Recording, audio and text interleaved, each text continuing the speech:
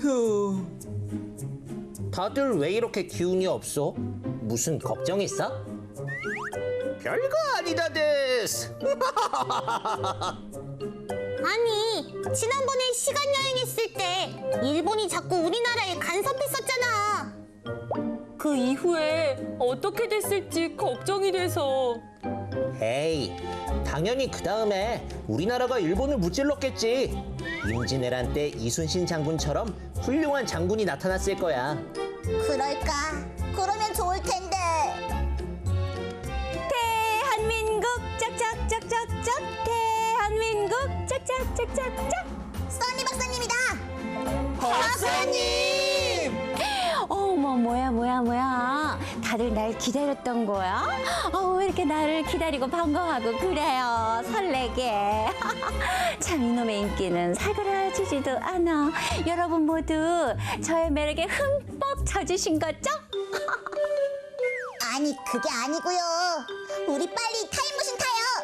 맞아요. 지금 당장요. 뭐예요? 아니 그러니까 나 말고 여기 이 타임머신 기다린 거였어요? 난 또 나 기다린 줄 알았네. 아니 근데 왜 갑자기 이렇게 시간 여행에 관심들이 많으세요? 지난번에 일본이 자꾸 우리나라를 호시탐탐 노리고 있었잖아요. 그 이후에 어떻게 됐을지 걱정이 돼서요. 에이, 걱정할 필요 없다니까. 별일 없었죠? 글쎄요. 별일이 있었을까 없었을까. 그러면요. 방법이 하나 있죠. 여기 이 타임머신을 타고 그쪽으로 한번 가보는 거예요. 확인을 하러요. 잠깐 기다리세요. 이렇게. 됐다! 우리 대일본 제국이 조선을 꿀꺽 삼켜버리겠다 데스. 그거 참 탐나는 땅이란 말이지. 저봐. 내가 저럴 줄 알았어. 어딜 감히 우리나라를 넘봐. 됐거든? 써니 박사님, 우리나라가 가만히 있지 않았죠. 그쵸? 그럼요. 가만히 있지 않았죠. 이때 임금이었던 고종과 왕비였던 명성황후는 일본의 간섭에서 벗어나기 위해서 러시아와 가깝게 지냈어요. 감히 우리 소나기에서 빠져나가려 해? 그렇게 놔둘 순 없지, 얘들아! 여기가 경복궁이냐? 오, 좋은데. 그럼 슬슬 시작해볼까? 일본은 일정한 직업 없이 떠도는 사람들을 불러다가 경복궁에서 우리나라 왕비인 명성황후를 무참하게 살해했어요. 말도 안 돼. 어떻게 저런 사람들이 우리나라 궁궐에 들어올 수가 있어요? 거기다가 어떻게 우리나라 왕비를... 이런 어처구니 없는 일에 대적하지 못할 만큼 우리나라 힘이 약했던 거죠. 고종은 일단 일본을 피해 러시아 공사관으로 거처를 옮겼어요. 이것을 아관파천이라고 하죠. 그래서요. 그 다음에는 어떻게 됐어요? 약 1년 후에 고종은 경운궁으로 돌아왔어요. 그리고 외국에 영향받지 않는 자주 독립 국가를 만들어야겠다고 생각했죠. 그래서 앞으로 우리나라의 이름은 대한제국이요. 안녕하세요. 대한제국에 오신 여러분을 환영합니다. 조선에서 대한제국으로 바뀐 우리나라. 무엇이 변했을까? 굉장히 궁금하죠? 보여드릴게요. 짜잔! 대한제국은 이렇게 공장과 회사를 세웠답니다. 공부가 힘이요. 아이들을 교육시키기 위해서 이렇게 학교도 세웠어요. 뿜뿜! 저기 기차 보이죠? 대한제국은요, 새로운 문물을 많이 받아들였다고요. 그래서 가로등, 기차, 전차를 도입했답니다. 오, 뭔가 근대적으로 분위기가 싹 바뀌었네요. 그렇죠. 자, 이건 서울 서대문에 있는 독립문이랍니다. 우리나라 근대화를 주장한 서재필. 서재필은요, 자신과 뜻을 같이 하는 사람들과 함께 독립협회를 만들었고요. 이 독립협회에서 사람들을 일깨워 주기 위해 독립신문을 발간했답니다. 그리고 대한제국이 자주국가임을 선포하기 위해 또 알리기 위해 독립문도 만들었죠.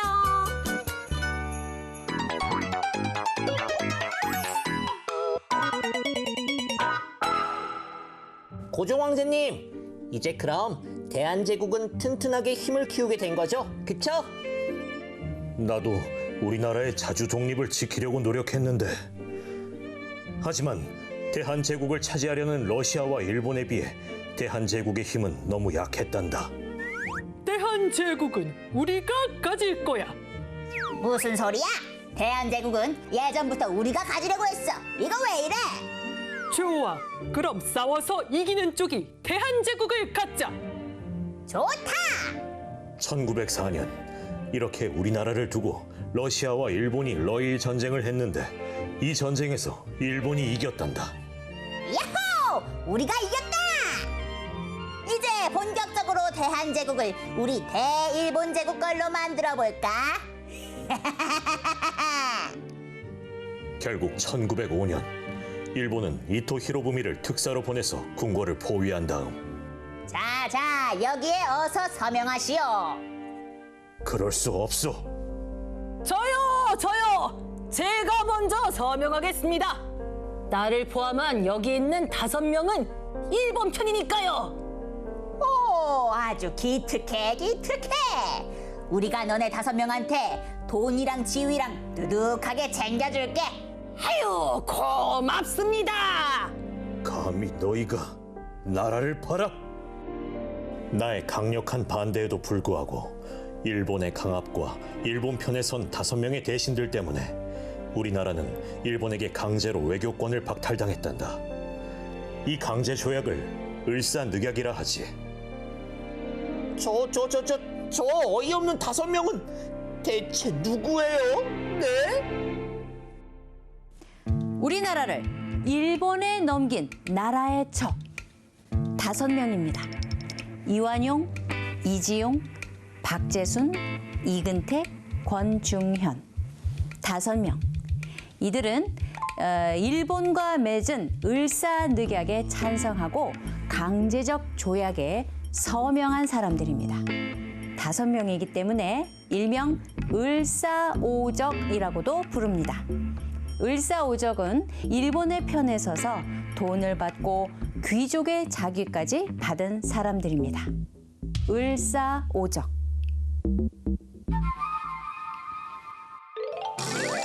그럼 이제 우리나라는 어떻게 되는 거예요? 을사늑약까지 체결했으니 우리나라한테 외교권이 없는 거잖아요. 여기에서 손 놓고 있을 우리나라가 아니죠. 우리나라는 우리가 지킨다, 이런 생각을 가지고 고종 황제는 을사늑약이 체결되자 그 부당함을 알릴 비밀 작전을 수행하게 됩니다. 비밀 작전? 그게 뭔데요? 네, 바로 헤이그 특사를 만들어서 그들을 만국 평화 회의가 열리는 네덜란드 헤이그에 파견하기로 한 비밀 작전이었죠. 자, 여기에서 헤이그 특사는 만국 평화 회의장에 들어가서 일본의 만행과 을사늑약의 부당함을 알리고 싶어 했어요. 오, 멋있다. 그래서요? 그래서 어떻게 됐어요? 네, 이준, 이상설, 이휘종 이 3분이 거기에 들어가려고 했지만 안타깝게도 일본의 방해로 회의에 참석조차 할 수가 없었습니다. 거기에 엎친 데 덮친 격으로 일본은 이것을 구실로 해서 고종 황제를 물러나게 했고요. 또 우리나라 즉 대한제국의 군대도 해산시켜버리고 맙니다. 황제도 없고 군대도 없고 그럼 대한제국은 아무것도 남은 게 없는 거잖아요. 아니에요. 그 뒤에 든든하게 자리 잡고 있는 백성, 백성이 있었습니다. 자, 우리나라의 백성들은요, 의병을 조직을 하게 됩니다. 자, 그래서 을사늑약이 강제로 체결되었을 때 스스로 군대를 조직합니다. 자, 여기에서 의병 활동을 하는데요. 민종식이라든가 최익현 같은 양반 출신의 의병장도 있었고요. 또 신돌석과 같은 평민 출신의 의병장도 큰 활약을 하게 되죠. 나라를 구하는데 양반 평민이 어디 있겠어요? 맞아요. 자, 그 이후에 여기에 있는 이 의병들은요, 여기 해외까지 진출을 합니다. 해외로 무대로 옮겨서 거기에서 독립군으로 발전을 하죠. 자, 게다가 내가 결혼할 때 받은 금가락지지만 나라 빚을 갚는데 써주시오라는 국채 보상 운동이 일어나게 되는데요. 자, 이게 왜 일어났냐면 일본은 우리나라에 여러 시설을 지어줄게, 철도도 지어줄게. 자, 이런 구실로 해서 우리 나라가 돈을 아주 많이 빚지게 만듭니다. 이 빚을 갚기 위해서 우리나라 여기 백성들이 힘을 모아서 국채 보상 운동을 벌이죠. 여기에서 스스로 돈도 내고 귀금속도 내고 모아서 나라 빚을 갚기 위해 열심히 노력했대요.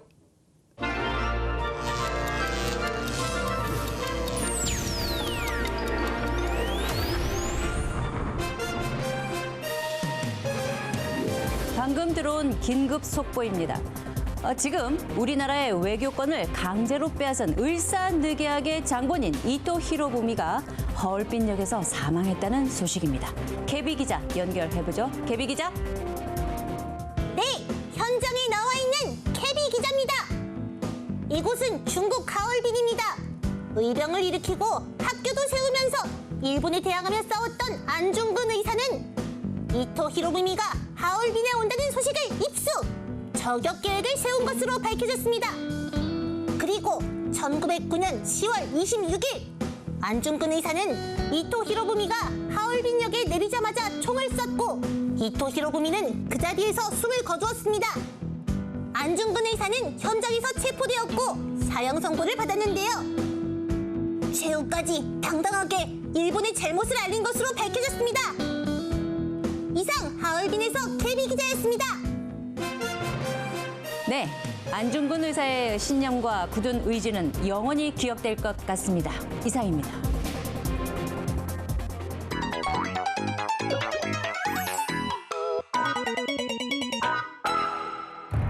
이러한 노력에도 불구하고 우리나라는 1910년 8월 29일에 일본에게 나라를 빼앗기고 말아요. 이 시기를 일본 제국주의에 강제로 점령당한 시기라 해서 일제강점기라 부르죠. 우리나라가 아직 일제강점기일 때 다른 나라도 제1차 세계대전이란 전쟁으로 얼룩져 있었어요. 제1차 세계대전이 끝나고 미국의 윌슨 대통령은 각 민족은 자신의 운명을 스스로 결정할 권리가 있다는 민족 자결주의를 주장했는데 우리나라 독립운동가도 여기에 영향을 받았어요. 1919년 2월 8일 일본에서 공부하던 우리나라 대학생들이 도쿄에서 독립선언을 하자 국내에서도 종교 지도자를 중심으로 민족대표 33명을 뽑아 독립선언서를 만들고 만세운동을 준비했어요. 그리고 마침내 1919년 3월 1일 민족대표 33인이 개화관에서 독립선언을 할 때 시민들과 학생들은 탑골공원에서 독립선언문을 읽고 만세운동을 시작했어요. 대한독립 만세! 대한독립 만세! 대한독립 만세! 만세운동에 참여하는 사람은 점차 늘어났고 전국적으로 퍼지기 시작했어요. 만주, 연해주, 미국 등 우리나라 밖에서도 만세운동이 일어났죠. 저기 저 사람은 누구지? 누나! 누나는 지금 여기서 뭐해? 태극기를 만들고 있어. 태극기가 아주 많이 필요하거든. 왜 태극기가 많이 필요한데? 아, 나는 원래 서울 이화학당에서 공부하던 고등학생 유관순이라고 해. 그런데 3.1운동으로 일본이 모든 학교 문을 닫아버려서 이렇게 고향인 천안으로 내려왔어. 모두 나라를 구하려고 만세운동을 하는데 나도 가만히 있을 수 없잖아. 그래서 고향에서도 만세운동을 일으키려고 태극기를 만들고 있는 거야. 사람들에게 나눠주려고. 그럼 우리도 태극기 만드는 거 도와줄게. 맞아! 우리도 도와줄게! 정말 고마워. 4월 1일 아우네 장날에 모이세요. 4월 1일 아우네 장날에 모이세요. 아유, 그럼 가야지. 어린애들이 나라를 구하겠다고 이리 노력하는데 나도 같이 해야지. 마침내 1919년 4월 1일 아우네 장날에 유관순은 독립선언서를 낭독했어요. 우리는 오늘 조선이 독립한 나라이며 조선인이 이 나라의 주인임을 선언한다. 대한독립 만세! 대한독립 만세! 대한독립 만세! 그 후 일본은 만세운동을 주도한 유관순을 체포했어요. 유관순은 감옥에서도 대한독립 만세를 외쳤답니다. 하지만 일본의 모진 고문으로 유관순은 1920년 19살의 나이로 감옥에서 숨을 거뒀어요. 정말 감옥에서도 대한독립 만세를 외치다니 유관순 열사는 정말 대단한 분 같아요. 써니 박사님, 안중근 의사는 의사라고 하고 유관순 열사는 열사라고 하잖아요. 안중근 의사는 의사였던 것 같은데 열사는 뭐예요? 여기서 말하는 의사는 치과 의사 아니고요. 내과 의사도 아닙니다. 자, 의사와 열사의 차이는요, 아주 쉽게 알아낼 수가 있습니다. 의사는요, 총과 같은 무기를 이용해서 독립운동을 한 의로운 분을 의사라고 하고요. 또 무기를 사용하지 않고 무기 없이 독립운동을 한 분은 열사라고 부른답니다. 그런 뜻이었구나. 그런데 3.1운동 이후에 우리나라는 어떻게 됐어요? 어떻게 됐냐고요? 자, 3.1운동 이후에 독립운동가들은 사람들의 힘을 모으고 우리나라를 대표하는 단체를 만들어야겠어 라고 생각을 하셨답니다. 그래서요, 1919년 4월 11일에 중국 상하이에 임시정부를 세웠어요. 그런데 상하이에만 임시정부가 있었던 건 아니에요. 서울에도 있었죠. 저기 러시아의 블라디보스토크에도 임시정부와 비슷한 단체들이 생겨났습니다. 자, 임시정부와 같은 이런 독립의지를 가지고 있는 단체가 많아진 건 좋은데 이렇게 너무 많아지면 마음을 하나로 모으기가 참 힘들었겠죠. 자, 그래서요, 상하이 임시정부를 중심으로 해서, 즉 상하이를 중심으로 해서 여러 개의 임시정부가 하나로 짠 합쳐집니다. 바로 1919년 9월 11일에 하나로 통합이 되죠. 1919년 9월 11일. 외우기도 참 쉽죠. 자, 이렇게 이 날에 여기 하나로 통합된 대한민국 임시정부가 짜잔 하고 나타나게 됩니다. 이 대한민국 임시정부는요, 우리나라 최초의 국민이 주인이 된 임시정부가 되는 것이죠. 굉장히 역사적인 사건이다 할 수 있겠습니다. 근데 왜 하필 중국 상하이에 세웠어요? 그게 또 궁금했어요? 자, 이유가 다 있습니다. 당시 중국의 상하이에는 여러 나라의 대사관들이 아주 많았대요. 그래서 외교 활동을 펼치기에도 아주 좋았고요. 또 일본과 멀리 있잖아요. 그래서 일본의 영향력도 피할 수가 있었습니다. 자, 이 밖에 나라를 되찾기 위한 많은 노력들을 한번 볼까요? 먼저 안창호, 이회영 선생님을 기억하면 좋겠습니다. 이분들은요, 교육을 통해서 실력을 키워야 우리나라가 일본으로부터 벗어날 수 있다라고 생각했어요. 그래서 이승훈, 안창호 선생님은요, 오산학교, 대성학교를 세우고 우리 국민을 짜잔!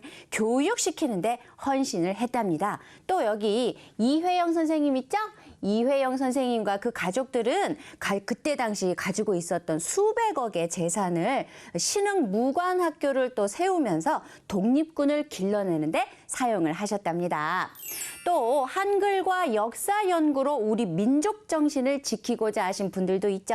심훈, 신채호, 윤동주, 주시경 선생님이신데요. 일본의 탄압에도 불구하고 민족 정신, 그렇죠. 우리가 정신이 살아있어야 독립을 하는데 유리하겠죠. 민족 정신을 지키기 위해 노력하셨는데요. 박은식 선생님, 또 신채호 선생님과 같은 분들은 우리나라의 역사를 연구하는데 큰 공헌을 하신 분입니다. 자, 조선어학회에서는요, 무엇을 연구했을까요? 그렇죠. 한글을 연구하고 사전까지도 만들었습니다. 또 아주 유명하신 시인이죠. 윤동주, 이육사, 한용운, 또 여기 소설도 멋진 소설도 쓰신 심훈 선생님, 이런 분들은 문학 작품을 통해서 민족 정신을 잘 표현하신 분들이 되겠습니다. 자, 그런데 민족 정신도 좋고 또 교육을 엮어나가는 것도 아주 좋지만 이것도 무시할 수 없죠. 무력으로 일본군에 대항한 독립군과 광복군도 중요하겠습니다. 3.1운동의 영향이 굉장히 컸습니다. 3.1운동 이후에 본격적으로 독립군을 조직해야겠다라고 생각을 한 거예요. 자, 그래서 만주와 연해주까지 가서 일본군과 맞서 싸웠고요. 또 유명하신 홍범도 장군, 김좌진 장군 기억하죠? 이분들이 활약을 하셔서 봉오동 전투와 청산리 전투에서 큰 성과를 이루기도 했습니다. 자, 1930년대에는요. 누구와? 중국과 연합까지도 했습니다. 왜냐하면 중국도 일본과 싸우고 있었거든요. 자, 그래서 중국과 연합을 해서 많은 전투를 치렀고요. 1940년에는요. 한국 광복군을 창설했습니다. 그러니까 우리도 군대를 조직한 거예요. 자, 이렇게 한국 광복군을 만들어서 일본과 함께 싸우려고 작전까지 다 세우고 났어요. 왜냐하면 한반도, 즉 우리나라까지 가서 일본군을 물리치고 우리가 기세를 잡기 위해 열심히 작전까지 짰다니까요. 그 전에 광복을 하긴 했지만요. 자, 일본의 주요 인물을 노린 한인 애국단의 활약도 있습니다. 여기에서 우리가 알아두면 좋을 인물이 바로 김구 선생님이죠. 자, 한인 애국단은 김구 선생님이 중심이 된 애국단인데 그런 단체인데요. 비밀 단체입니다. 그러니까 아주 모르게 뭐 첩보 작전을 펼치면서 이 한인 애국단을 끌어가게 되죠. 자, 대표적으로 중국 상하이의 훈커우 공원에서 일본 기념 행사가 열린 그곳에서 누굴까요? 네, 바로 윤봉길 의사죠. 윤봉길 의사가 폭탄을 던지면서 거기에 있었던 주요 인물들, 그러니까 그 일본이 각 나라를 쳐들어가는데, 각 나라를 식민지화하는데 공을 세운 이 사람들에게 폭탄을 던지면서 큰 성과를 내는 등 다양한 활동을 했답니다. 정말 우리 민족 모두 한마음 한뜻으로 나라의 독립을 위해 싸웠네요. 대한독립 만세!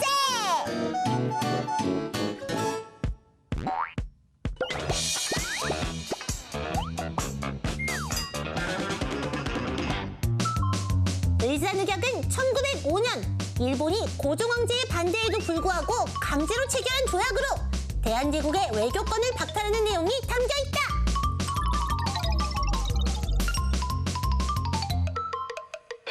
고종은 을사늑약에 반대하며 만국평화회의에 윤봉길을 보냈다.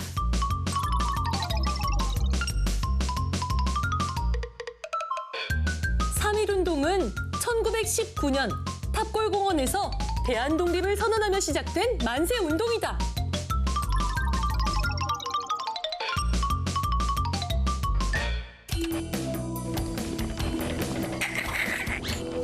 아무도 내가 누군지 모르겠지? 써니 박사님, 여기서 뭐하고 계세요? 깜짝이야. 아니, 나인 거 어떻게 알았어요? 써니 박사님은 아무리 가려도 저 멀리서도 알아볼 수 있을걸요? 세상에. 그럼 나는 독립군이 되기는 틀렸네요. 아무튼 이걸 좀 받아봐요.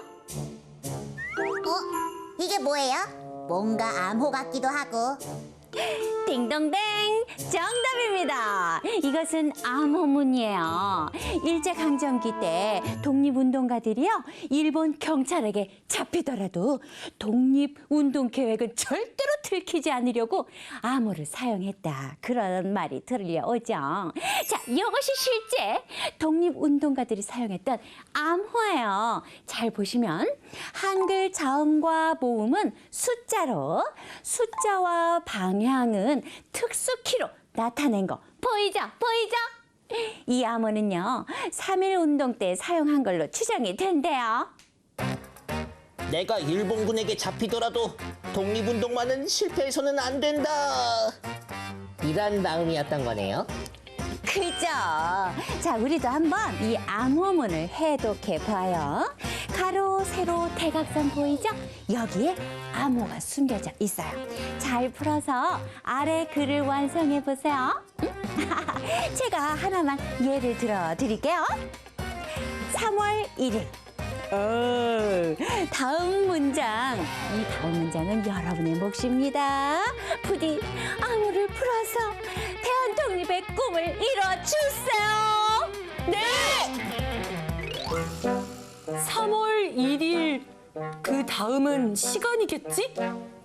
오, 저기 12시. 우와, 순호 제법인데. 3월 1일 12시에 다음은 장소일 거야. 난 찾았어. 저기 대각선으로. 종로 탑골 공원에서. 야호! 이제 뭐뭐뭐를 가지고 저거다! 태극기!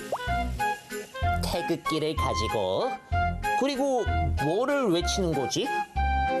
이거 맞네. 대한독립 만세를 외치자. 나피도 최고. 어머머머, 드디어 암호를 해독하셨군요. 자, 그럼 해독한 암호문을 읽어볼까요? 3월 1일 12시에 종로 탑골공원에서 태극기를 가지고 대한독립 만세를 외치자! 대한독립 만세! 만세!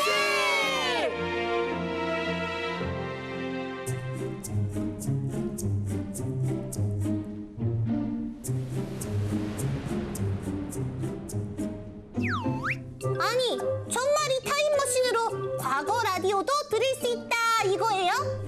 그럼요. 제가 이 명석한 두뇌로 과거 라디오하고 우리 꼬꼬지하고 징 연결을 했다니까요. 오! 쉿! 나오나 봐요. 기뻐하십시오. 제2차 세계대전을 일으킨 일본이 미국과 태평양을 사이에 두고 치른 전쟁에서 졌다는 소식입니다. 이에 일본 왕은 무조건 항복하겠습니다. 항복입니다. 우리 일본은 졌습니다. 이로써 1945년 8월 15일 우리나라는 일본 지배에 벗어나 광복을 맞았음을 알려드립니다. 대한독립 만세! 대한독립 만세! 대한독립 만세! 나 정말 기뻐서 눈물이 나려고 해.